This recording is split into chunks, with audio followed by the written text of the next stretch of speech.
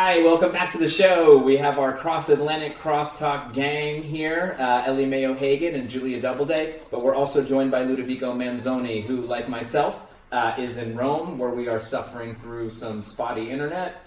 But let's do it, and let's start, Ludovico, with you. And now enough polls have come out that it is true the first and second largest parties of Italy are both right-wing, perhaps in increasing order of it. Can you tell us look, people are always breathlessly reporting on 0.03% moving in the polls. I think now we do have something to report, right? Which is that the PD is the third largest party in Italy. I mean, how do you see these new numbers settling in? I mean, yes and no, because yes, it's carrying the two far-right, quasi-fascist parties such as Lega and Fratelli Italia are number one and number two. But if you look at the number of the numbers in a 2 years perspective, you can notice that the sum of Lega and Fratelli has kind of always been 40%.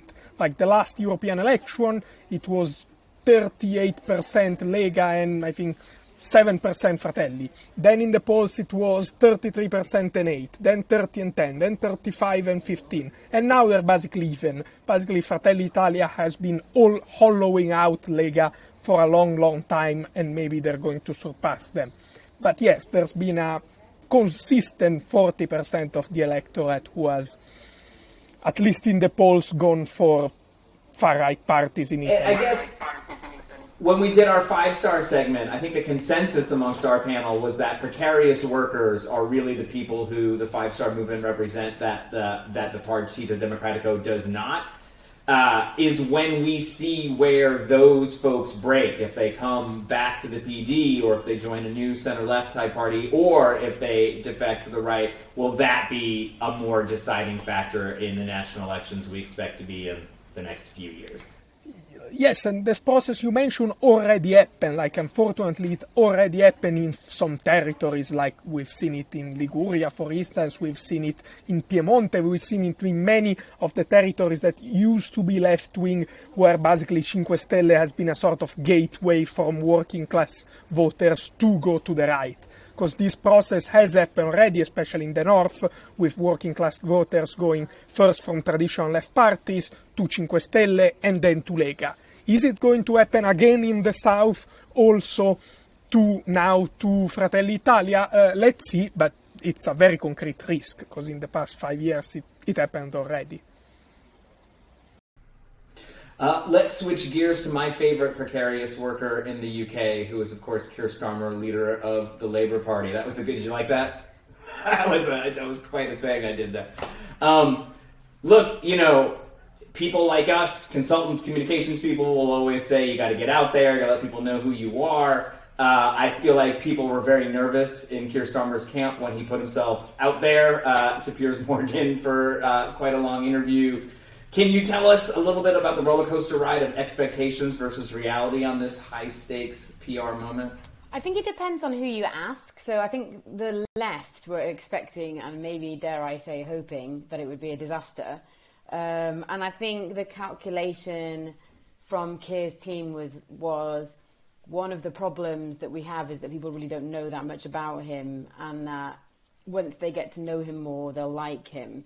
And I have heard, I've not been canvassing with Keir, but I have heard from people that have, when he goes canvassing, like, people are really charmed by him. I've been canvassing with him, and he was okay on the doorstep. Oh, okay. I thought. Yeah, so I think it was, this idea that if they just got to know him, then things would change. And I think both were wrong.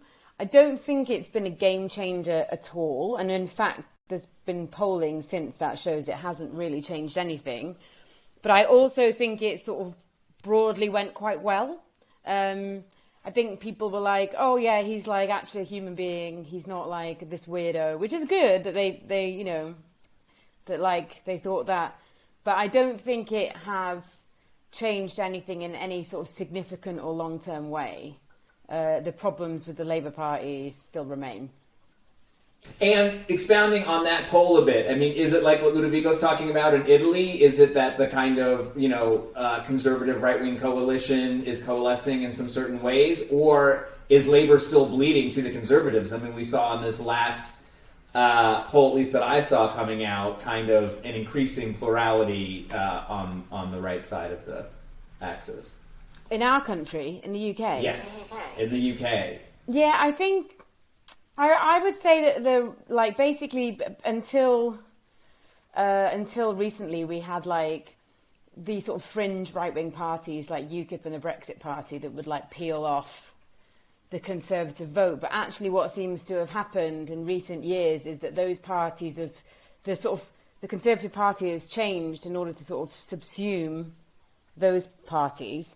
But it hasn't lost any of the sort of centre-right people in its coalition as well. So, yeah, exactly. Whereas the left is sort of the opposite side, not necessarily the left, is still quite fragmented. So obviously we have the Labour Party, but the Greens are on 9% at the moment, which is huge for the Greens. The Lib Dems don't seem to be doing very well, but also, you know, we have a coalition of voters that you need to persuade to turn out, whereas the Tories don't, because they rely heavily on retired voters who will always vote. So that's the other thing, is that we lose a lot of our voters to the stay-at-home candidate. To get it back to the math thing, though, it's that the Liberals plus Labour no longer add up to the Conservatives, right? Like, there's no magical coalition on the centre-left that beats the right now, right? I mean, that's sort of the I guess the worrying thing in some of the polling. Yeah, I think you know, there's not any scenario where Labour wouldn't have to win back Tory voters.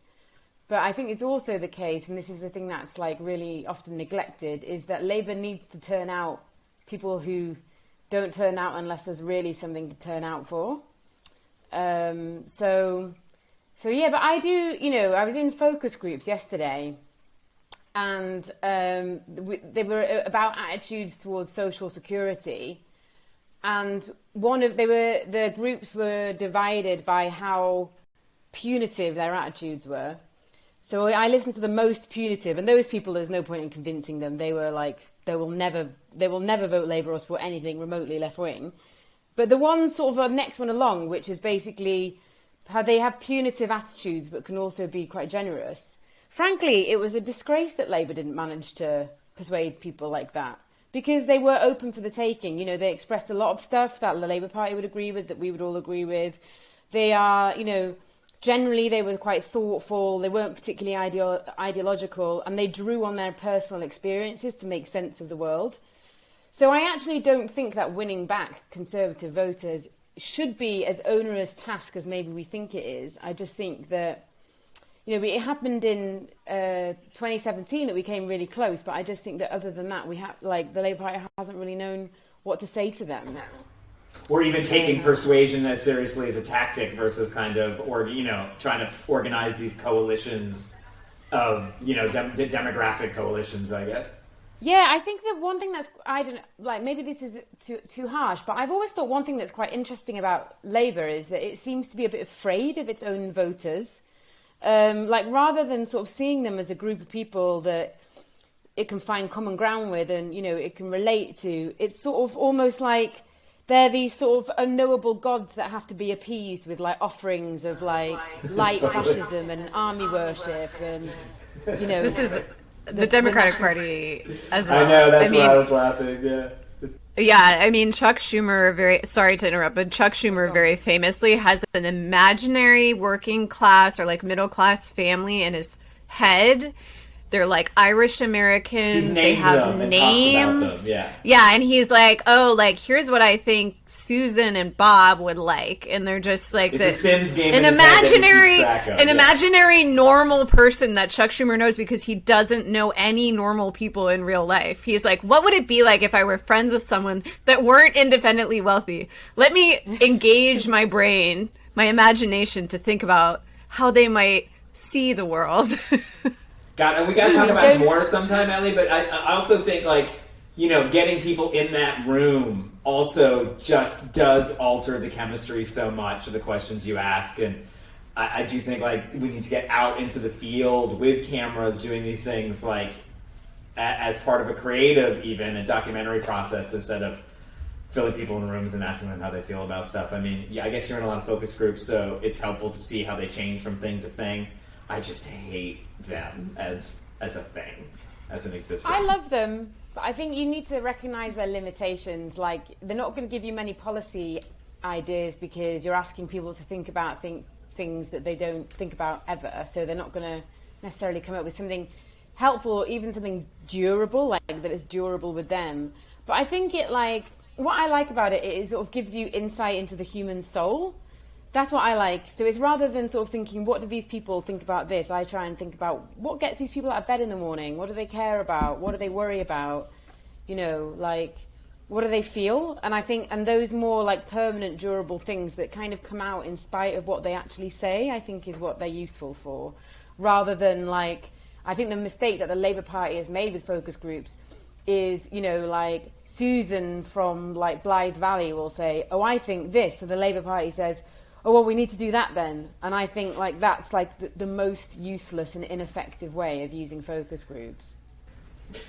We had Julia in America, 2 different takes on vaccine diplomacy. I saw you tweeting very angrily at a former representative from California about it. Can you tell us?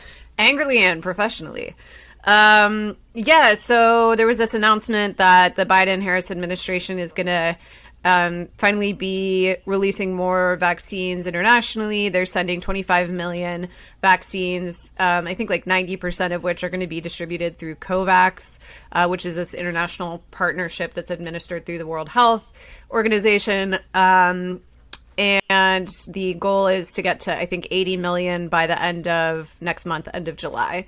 And then Congressman Ted Lieu of California, he's a Democratic congressman, tweeted this like it's not really bizarre in the context of U.S. politics, but it's a bizarre thing to openly say in the context of how Democrats like to see themselves. So he was like, we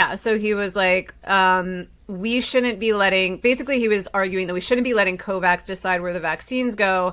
They should go to U.S. allies first and then people we don't like later. So like, let's give them to Indian people first, and then Iranian, specifically, the example he used was Indian people first, Iranian people last. Like, let's give Iranians just like only the very, very last vaccines because they don't like America. Shriveled up vaccines that nobody wants. Yeah, so this is obviously like a very cynical way to look at the world. That being said, this is actually in practice the way that the U.S. functions normally. It's just that we don't usually say it out loud. So, you know, the way that our sanctions regimes work around the world is keeping life-saving food and medicine from children and people that need it. You know, there's been talk, like with the sanctions in Yemen right now, of like humanitarian exceptions of letting medicines in, but functionally it just doesn't work that way. So we know for a fact that Iran has been under these really stringent sanctions for years now, and it leads to people not being able to access, you know, like cancer drugs. So this is already a thing that we do. We already do this very anti-humanitarian thing, but people were just very shocked that this like supposedly liberal guy basically is coming out and saying this, especially maybe liberal people who don't know as much about the sanctions regime. I mean, you know, quite famously, I think Madeleine Albright said in an interview, you know, we had been sanctioning Iraq since 1990. This was before the Second Gulf War. She was asked, you know, these sanctions are estimated to have killed over 500,000 children in Iraq. You know, was it worth it? And she was like, yeah, it was worth it. Like, I think the way she said it was like, well, the cost was steep, but it's like the price you have to pay. So this isn't anything new, but I think it's a really good window into the way that the U.S. wields power against civilians. And it's just consistently done all the time. And I think what's interesting about this moment is that we're sort of seeing things that already existed, but we're seeing how brutal they actually are. So, for example, everyone's kind of like, well, why would the COVID vaccine cost money? Because we need everyone to get vaccinated. That's going to be good for everybody. And it's like, yeah, that's kind of like all healthcare. You know, like, why would any of the healthcare cost money if we're going to have a healthier community that's going to cost less in the long term, which has been demonstrated over and over and over again. So this is the same sort of situation of like, ooh, wouldn't it be really like fucked up if we just didn't give children a vaccine because like their leaders were our geopolitical rivals? Yes, it would be, and yes, we already do. And I hope it will become part of messaging where it's like, remember when we did that for COVID, diabetes is COVID. I think this is like really ripe for messaging, and I think it's really underutilized because, again, people like don't understand very much about how the U.S. wields power in the world, because it's really, really crucial to both Democrats and Republicans to see ourselves, again, as a sort of spreader of democracy. We're these wonderful people who just want good things for everyone in the world. So even just acknowledging U.S. power is something that's not really done on either side of the aisle. The only way that we talk about power is about, protecting ourselves. We're doing it defensively, and also, stopping the bad guys. So there's no conversation around what else we do in the world and how we administer the American Well, there will be empire. a conversation happening tonight, just in about 30 minutes on our segment later. But I would invite either Ludovico or Ellie Mae O'Hagan, if you want to weigh in on how vaccine diplomacy is coming from your spots in the world. And I would say, I think, by far the best vaccine diplomat I've seen is the Sputnik Twitter handle. I think they do a really lively, good job. They're out there tweeting. You never hear from AstraZeneca. You don't hear from Johnson & Johnson. You hear regularly from Sputnik. I think they're doing a good job. I'm talking about the Twitter handle. I have no idea how the vaccine is doing. I didn't That's catch the important. question because you cut out. No, just, how vaccine diplomacy is going from the UK. We see in America there's a debate going on about it. How is it being used as soft power in the UK or in Italy? It really isn't here. It's quite disappointing. Really, Not even with how- with Commonwealth nations? No, it's like every now and then you'll get like the third story down on the news. A lot of news websites have like a COVID section, and every now and then it'll be like the third story down. It'll be like UK urged to give vaccines to developing nations, but like it really isn't like a big. There is a campaign by an organisation called Just Treatment, but it really isn't a big part of the conversation here. And I think like part of that is because we have really put our eggs in the vaccine basket in this country. And so I think there's like this sense of like we can't give them away until like there's not much public support for it at the moment because people are like desperate to have a vaccine. So they opened like Twickenham Stadium the other day to do like a mass vaccination, and there was like mile-long queues within like minutes. People are like desperate to be vaccinated. So I think because there really is no other defence against COVID in this country because the government just doesn't care about that. And we are looking at a potential third wave now. So yeah, and I think that will maybe those stories will start to get more attention. And like vaccine diplomacy will start to get more attention once our rollout has been completed. But now the emphasis here is on vaccinating as many people in this country as possible, and like whether that will be able to stop a third wave. In Italy, we're bounded by the European vaccination plan, actually, since we decided to have a not very effective, to be frank, but a European distribution plan to the member countries, and therefore we will follow that. The two interesting things are, I think, number one is that actually we exported a lot of vaccines.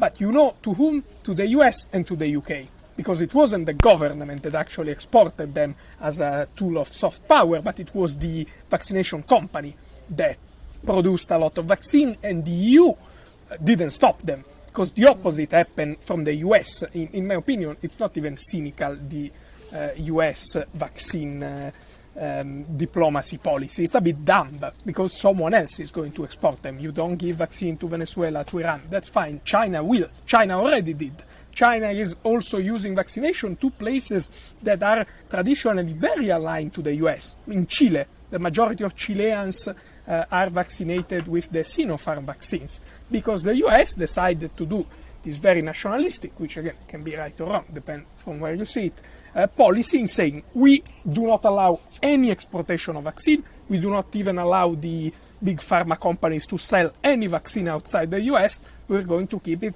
only from our population. And on one end, you have one of the best vaccination rate on the world.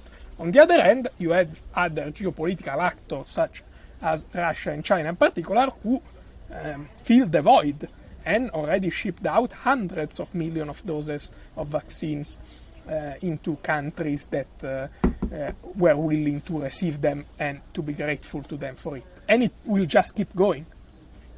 Like they will keep filling this void if the US want to leave it open. The last thing I want to touch on before we go on this fine evening, I guess it's morning for you, Julia, is something we had happen in the U.S. that I think I want to know if it actually went across or not. But we had the Senate parliamentarian is this extremely random person whose job it is to interpret the Senate rules. Sort of came out bizarrely, I would say, in saying that Democrats are only allowed to use a certain procedure once or twice, not even specifically, just sort of, you're not allowed to do this all the time or whatever. And because of this, Democrats are now significantly scaling back the things that they were thinking about putting into the infrastructure bill. Julia, have you been following this? Has this made it over to Europe? I mean, to me, it seems like absolute, people's general reaction is, who is this person? Who cares what they think? I mean, it seems like sort of a weird excuse. Are you talking about the budget reconciliation the Senate process? parliamentarian says they can only do this. So, anyway, go ahead. You. Well, so budget reconciliation, they can only do it in 3. That was already a rule that they can only use it 3 times, but now they want to limit it even further and say, well, you can't use it for all of this stuff that we wanted to use it for generally. I mean, again, this just goes back to like the Democrats being unwilling to understand the way power works in the world and in our country, which is that people take the power that they're able to take. With the Republicans, there's just never any hesitation. What they're doing right now is that all over the country, they're putting into place even more onerous voter restriction laws in hopes of continuing to hold on to the seats they have, as well as to potentially turn more seats by disenfranchising people. So there's no commitment to democracy on that side. One thing that drives me totally crazy is that we have these ongoing conversations about, our democracy is under threat. Our democracy is under threat. We've never really had a true free democratic process, not from our founding, not up until today. We have never had a country where people of all backgrounds can freely vote. And right now, because of the amount of money that flows into politics, we have this huge overrepresentation of corporate interests versus what people actually like. If you look at the polling of what do people actually want, it has no relationship to what actually happens in our government, which to me says that's not a democratic process. So, I just think there's always going to be limitations that the opponents of change are trying to put on the work that we're doing. And the Democrats just didn't come to fight. Like, they're not here to fight.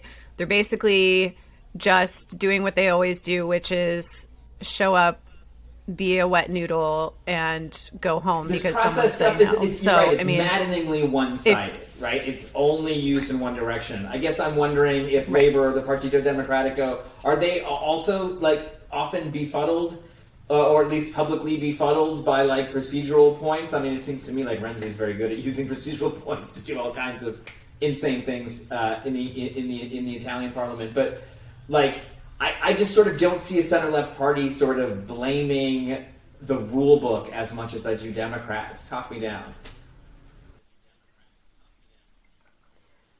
I mean, I think in Britain, like, that's all they talk about. Like, all of their... It's what happens when you have a lawyer as a leader. Like, all of their demands are, like, technical. So at the moment, they're, like, and procedural. So at the moment, their big thing is, like, we need to have a COVID inquiry to see what went wrong. So, like, yeah, I would say that most of Labour's demands have been technical and not visionary. And, like, that even, you know, extends to things like the nurses' pay rise. The public wanted them to have a 15% pay rise, and Labour backed 2% because it was what the government had originally offered. So there was like a, you know, technical reason to back. There was like a reason to back that, as opposed to like backing 15%, which would be a kind of moral ideological case. So I would say that at the moment, the Labour Party, it doesn't get befuddled by constitutional issues because we decided to make a country without writing anything down. So we don't really have one of those.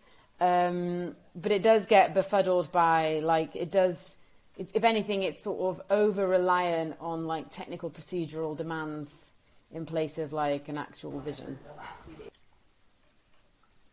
Well, in Italy, I mean, the constitution is fairly detailed compared to the US ones, so we don't have You got a nice constitutional, one. Yeah. no procedure. I mean, we do have some procedural issues, but usually they are always political issues that can somehow be resolved through some deals or through a shifting of the power balance.